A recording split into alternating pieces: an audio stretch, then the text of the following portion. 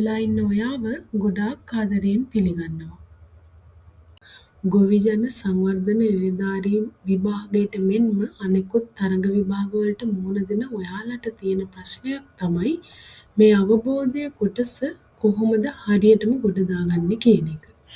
ඇත්තටම කිව්වොත් මේ කොටසෙන් ලකුණු ලබා ගන්න පුළුවන් වෙන්නේ ඔයාගේ බුද්ධිය, අවබෝධයෙන් කියවීම, කාල කළමනාකරණය කියන සියල්ලම එකට එකතු වීම මත. ඉතින් අපි බලමු කොහොමද ඔයා මේකට නිවැරදිව මුහුණ දෙන්නේ කියලා. මේ වීඩියෝ එක ස්කිප් නොකර බලන්න. ඒ වගේම මාව සබ්ස්ක්‍රයිබ් කරලා තියාගන්නත් අමතක කරන්න එපා. මොකක්ද මේ අවබෝධය කොටස? ඔයාලා දන්නවා මේ එක්සෑම් එකේ ගැසට් නිවේදනයේ අවබෝධය පිළිබඳව කෙටියෙන් කරුණු කීපයක් ඉදිරිපත් කරලා තිබුණා. මම හිතනවා මේ ටික ඔයාලා දකින්න ඇති කියලා. මේ මගින් ඔයාලට පුළුවන් අවබෝධය කොටස පිළිබඳව අදහසක් ගන්න. ඉතින් මම අද කරන්නේ ඔයාලට ඒක තේරුම් ගන්න පුළුවන් විදියට සරලව කොටස් කීපයකට බෙදලා කියලා දෙන්නයි යන්නේ. මේ අවබෝධයේ පේපර් එකට පැය එකමාරක කාලයක් තියෙනවා වගේම සම්පූර්ණ ලකුණු ප්‍රමාණය ලකුණු 100ක් විදියට තමයි ලබා දෙන්නේ. මම මේ ගැසට් එකේ තියෙන කොටස ඔයාලට කියන්නම්. මෙම ප්‍රශ්න පත්‍රය මගින් කෙටි පාඨ ගණනාවක් අපේක්ෂකයා වෙත දෙනු ලැබේ. ඇතැම් පාඨ දෙන්නේ එහි අර්ථය එක් වාක්‍යයකින් ප්‍රකාශ කිරීම පිණිසය. යටින් නිරියැඳි පදවලට විවරණ සැපයීම් ප්‍රශ්න දෙනු ලැබේ. තවත් ඇතැම් පාඨ සම්බන්ධයෙන් අපේක්ෂකයා වෙත විකල්ප ප්‍රකාශ ගණනාවක් ඉදිරිපත් කරන අතර ඉන් එකක් මෙම පාඨයේ අන්තර්ගත කරුණුවලට වඩාත් ගැලපේ. අපේක්ෂකයින් මින් වඩාත් උචිත ප්‍රකාශය තෝරාගත යුතු වේ. තවත් ඇතැම් පාඨ සම්බන්ධයෙන් අපේක්ෂකයා වෙත ප්‍රශ්න කිහිපයක් ඉදිරිපත් කරන අතර ඒවාට නිවැරදි පිළිතුර දීම අපේක්ෂා කෙරේ. මේ ප්‍රශ්න පිළියෙල කරන්නේ අපේක්ෂකයා එම පාඨයන්ගේ අර්ථය වටහා ගන්නා ආකාරය පරීක්ෂා කිරීම සඳහාය. කෙටි පාඨ ගණනාවක් අපේක්ෂකයා වෙත දෙනු ලැබේ. ඇතැම් පාඨ දෙන්නේ එහි අර්ථය එක් වාක්‍යයකින් ප්‍රකාශ කිරීම පිණිසයි. යටින් නිරියැඳි පදවලට විවරණ සැපයීම් ප්‍රශ්න දෙනු ලැබේ. මෙන්න මේක තමයි අපිට මුලින්ම කියන්නේ. එතකොට අපිට යම් ඡේදයක් දීලා තියෙනවා. අන්න ඒ ඡේදය අපි හොඳින් කියවන්න ඕනේ. අවබෝධ කරගෙන ඉවර වෙලා අන්න ඒ මුළු ඡේදයෙන්ම කියවෙන දේ එක තනි වාක්‍යයකින් ලියන්න තමයි මේ ප්‍රශ්න වල අපිට දැක ගන්න පුළුවන් වෙන්නේ. එතකොට අපි කරන්න ඕනේ පළවෙනියටම එකපාරක් මේක අවබෝධයෙන් කියවන්න ඕනේ. ඊට පස්සේ දෙවෙනි වතාවටත් අපි මේක අවබෝධයෙන් කියවන ගමන් අපිට වැදගත් කියලා හිතෙන වචන යටින් අපි ඉරක් ඇඳ ගන්නවා. ඊට පස්සේ අපි කරන්න ඕනේ ඒක හරියාකාරව ගොනු කරගෙන අවශ්‍ය විදියට අර්ථාන්විත විදියට වාක්‍යයක් සකස් කරන එක තමයි මේකෙදි සිද්ධ කරන්න ඕනේ. ඒ වගේම සමහර වෙලාවට මේ ඡේදේ එක්ක තද කළු අකුරින් දීලා තියෙනවා. එහෙමත් නැත්නම් යම් වචනයක් යටින් ඉරියඳලා තියෙනවා.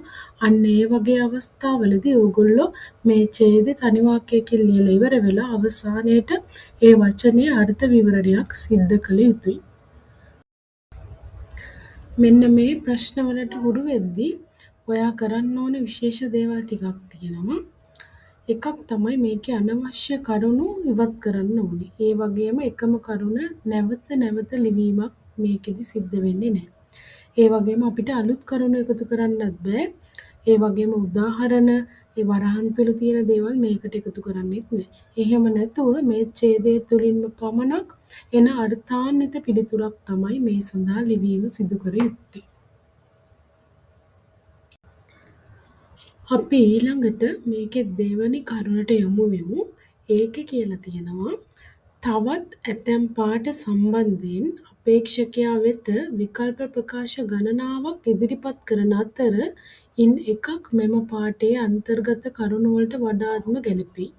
අපේක්ෂකයින් මින් වඩාත්ම උචිත ප්‍රකාශය තෝරා ගත යුතු වේ. එතකොට අපිට මේ පේපර් එක තුල දැක ගන්න පුළුවන් තවත් ආකෘතියක් විදියට මේක හඳුන්වන්න පුළුවන්. මේකෙදි සිද්ධ වෙන්නේ මේකෙදි ඕගොල්ලන්ට පාට දීලා ඒකේ පිළිතුරු 4ක් දීලා තියෙනවා. ඒ පිළිතුරු 4න් මේ පාඩේ කියවපුවාම ඔයාලට සාරාංශයක් විදියට ගන්න පුළුවන්. ගොනු වෙලා තියෙන ඉතාමත් කෙටි පිළිතුරු තමයි දීලා තියෙන්නේ. මේ පිළිතුරු 4න් වඩාත්ම නිවැරදි පිළිතුර හරියාකාරව තෝරලා පිළිතුර ලියන්න තමයි මේකේ තියෙන්නේ. මම ඔයාලට උදාහරණයක් අරගෙන ඇවිල්ලා තියෙනවා. 2015 වර්ෂයේ ශ්‍රී ලංකා විදුහල්පති සේවයේ 3 පන්තියට බඳවා ගැනීමේ සීමිත විභාගයේ අවබෝධය පේපර් එකකින් තමයි මම මේ උදාහරණය පෙන්වන්න ඔයාලට මේ කරුණ අරගත්තේ.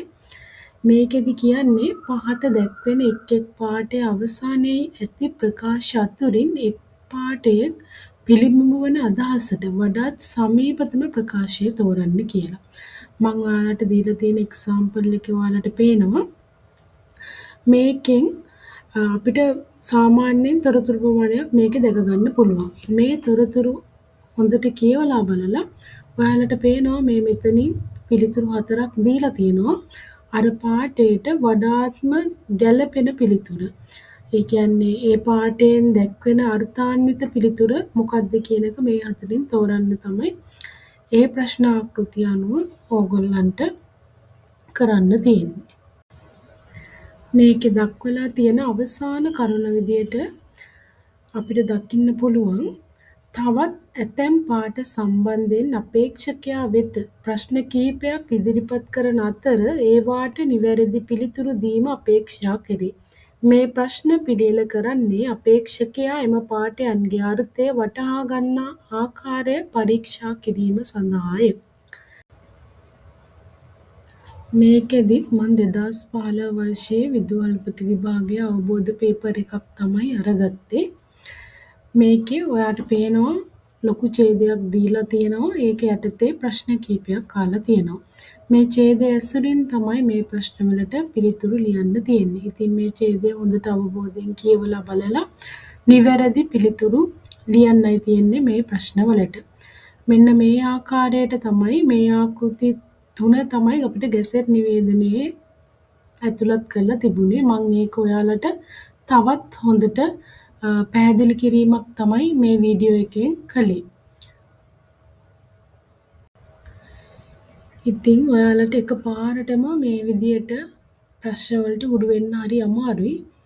ඒ හින්දා අපි කරන්න ඕනේ පාස් පේපර් තියෙනවා. අන්න ඒ වගේ මේ වගේ ආකෘති වලට තියෙන ප්‍රශ්න වලට අපි පිළිතුරු සපයන්න ඕනේ. අන්න එතකොට අපිට කාල කළමනාකරණය, එතකොට අපේ වේගය, බුද්ධිය මේ හැමදේම වර්ධනය වෙනවා. ඔයා පළවෙනි පාරට මේ පාඩේ කියවනකොට ප්‍රශ්න ටික බලන්න එපා. ඉස්සර වෙලා පාඩේම හොඳට කියවලා හරියාකාරව තේරුම් ගන්න. තේරුම් අරගෙන මොකද මේවා ලෑස්ති වෙන්නේ එකපාරටම විභාගෙට නෙමෙයිනේ. අපි ඊට කලින් පෙර සූදානම් වීමක් තමයි මේ සිද්ධ කරන්නේ. එතකොට ඒ කියවලා ඉවර වෙලා ප්‍රශ්න වලට හරියාකාර පිළිතුරු හොයාගන්න. ඊට පස්සේ ඔයාට මොනවා හරි ප්‍රශ්නයක් එනකොට ඒ ප්‍රශ්නේ එතනම විසඳ ගන්න බලන්න. ඒ වගේම පාඩේ කරුණට හැම පිළිතුරකටම 100% ගැලපෙන පිළිතුරු ඉතා ඉක්මනින් ලියන්න වග බලා ගන්න. මේකේ වැදගත්ම වෙන්නේ කාල කළමනාකරණය තමයි. ඔයා කොයි වෙලාවකවත් එකම ප්‍රශ්නයක පැටලලා ඉන්නේ නැතුව මුලින්ම තේරෙන ප්‍රශ්න වලට පිළිතුරු දෙන්න. ඉතින් ඔයාලා දැම්ම ඉඳන් මේ විදියට ටික ටික වැඩ කරන්න පටන් ගත්තොත් විභාගය ලඟ වෙනකොට ඔයාලගේ ලොකු වර්ධනයක් ඔයාලටම බලා ගන්න පුළුවන් වෙයි. ඉතින් මේ වගේ ක්‍රම අනුගමනය කරලා ඔයත් මේ ප්‍රශ්න පත්‍රයේ ලකුණු උපරිම කරගන්න පුළුවන්. මේ වගේ තවත් උපක්‍රම දැනගන්න වගේම ඕගොල්ලන්ට මේ අවබෝධය පේපර් එකට මම හිතාගෙන ඉන්නවා තවත් පිළිතුරුත් එක්ක ප්‍රශ්න අවබෝධයේ ප්‍රශ්න කිහිපයක් කතා කරන්න. ඉතින් මේ හැමදේම දැනගන්න හෂිවිත් එක්සෑම් නාලිකාවත් සබ්ස්ක්‍රයිබ් කරලා තියාගන්න. මේ වීඩියෝ වැදගත් වුණා නම් ඕගොල්ලෝ අනිවාර්යයෙන්ම කමෙන්ට් එකක් දාන්න. සියලු දෙනාටම සුබ දවසක්.